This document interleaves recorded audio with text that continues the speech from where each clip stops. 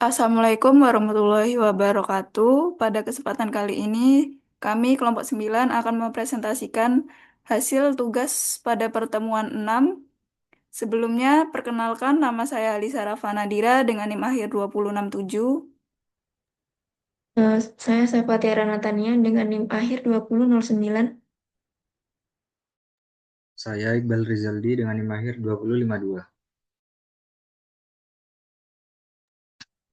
Baik, di sini untuk yang pertama, kelompok kami akan menjelaskan tentang bagaimana cara untuk mengkonekkan atau menghubungkan web kita dengan database.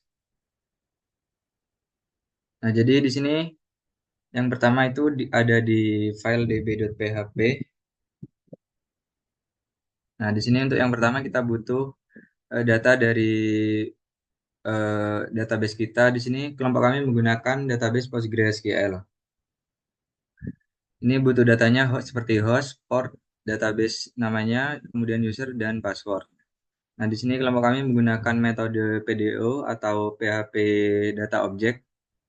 Nah, di sini di try dulu, dicoba. Kalau berhasil, maka akan menjalankan kode program ini, dan jika gagal, maka akan muncul koneksi gagal dan pesan errornya. Nah, nanti database itu bisa dipanggil di indeks PHP ini. Nah, kemudian selanjutnya kelompok kami akan menjelaskan implementasi kelas. Nah, di sini terdapat sebuah kelas yang bernama customers. Nah, untuk atributnya sendiri ada public, username, password, email, nama lengkap, dan tanggal lahir. Nanti ini kelas itu akan dipakai sebagai model untuk inputan data yang diisi oleh user nanti. Di sini kemudian ada function. Selanjutnya ada function. Yang pertama di sini ada function construct atau constructor. Nah, di sini nanti itu akan dipakai sebagai template ketika user mengisikan datanya, itu akan disimpan di dalam kelas customer sendiri jika menggunakan function constructor nanti ketika dipanggil. Nah, setelah itu langsung ke sini aja. Di sini ada function untuk array. Nah, di sini untuk mereturn dari data yang diinputkan oleh user nanti di form login atau form register. Baik, kita coba untuk sign up atau registrasi di sini. Contoh aja.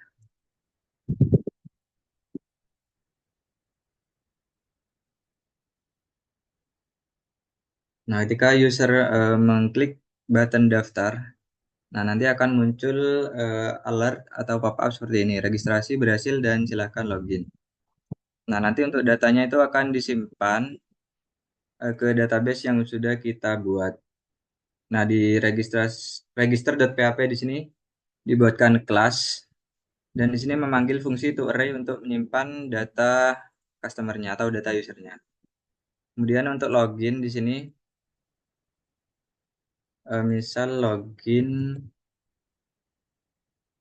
Nah, ketika user berhasil login itu, maka di sini akan berubah untuk tombol login, dan saya sign up-nya akan hilang dan berganti menjadi nama username yang sedang login.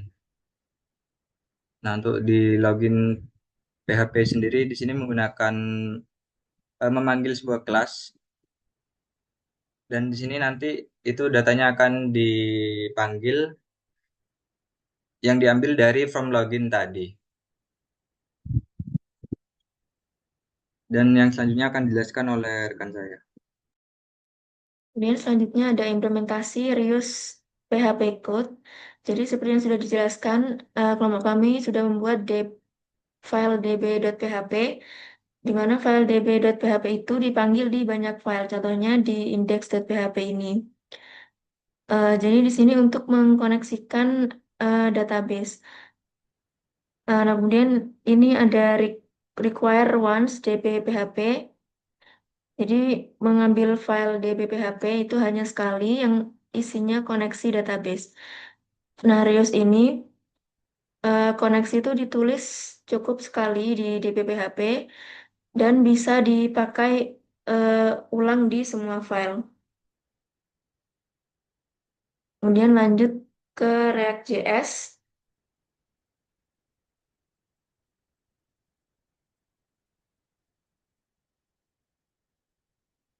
Nah, di React.js ini ada komponen React, script text memakai bubble, kemudian ada React use state. Jadi di sini ada state konser, di mana state konser ini menyimpan pilihan konser user, menyimpan jumlah tiket, dan menyimpan pesan yang diketikkan user. Kemudian di sini ada list bandnya, lalu ada ambil harga sesuai konser, kemudian menghitung total tiket yang sudah diinputkan user.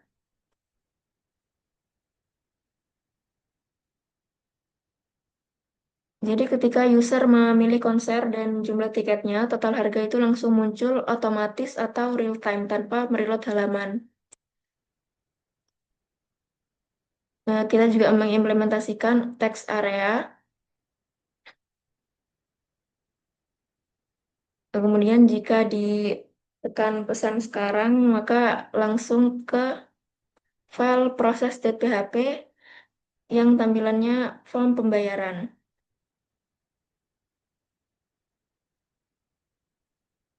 Jadi di sini file ada upload bukti pembayaran. Nah, ketika diklik selesai, maka ke ke halaman awal.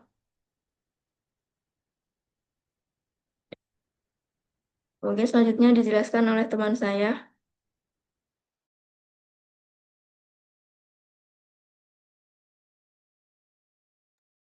Selanjutnya, saya akan menjawab pertanyaan yang telah tertera pada MMP. Yang pertama, apa saja keunggulan dan kelemahan tiap metode? Metode yang pertama ada metode penggabungan string yang memang sederhana dan cepat, tetapi sangat beresiko karena rawan SQL injection. Yang kedua ada API database, bawaannya memberikan kontrol penuh dan mudah dipahami, namun tetap berbahaya bila masih mengandalkan kon concatenation. Yang ketiga ada prepared statement yang lebih aman karena memusnahkan data dari perintah SQL walau sedikit lebih rumit dalam penulisan. Selanjutnya ada abstraksi lewat ORM yaitu atau library membantu mempercepat pengembangan dan mengurangi kode berulang, tetapi bisa menambah beban kecil dan membuat debugging lebih sulit. Sementara itu, terakhir ada metode insert alternatives. Eh, Keunggulannya yaitu bulk insert atau batch efisien untuk data terbanyak, meski butuh pengelolaan transaksi yang baik. Soal selanjutnya yaitu apa itu SQL injection? SQL injection adalah teknik eksploitasi di mana input user yang tidak tervalidasi disuntikkan ke dalam query SQL sehingga attacker dapat mengubah perilaku query. Soal selanjutnya, ada apa potensi masalah yang muncul jika terdapat celah keamanan SQL injection? Dampaknya mulai dari kebocoran data sensitif, perubahan atau kerusakan data, login tanpa izin, hingga potensi eksekusi perintah berbahaya, serangan DOS, serta hilangnya kepercayaan. Nomor 4, bagaimana bentuk serangan SQL injection? Serangan bisa berbentuk error base, union base, blind dengan pendekatan boolean, atau time base, bahkan out of band yang memanfaatkan jalur lain untuk mencuri data. Sekian presentasi kami dari kelompok 9, kurang lebihnya mohon maaf. Wassalamualaikum warahmatullahi wabarakatuh.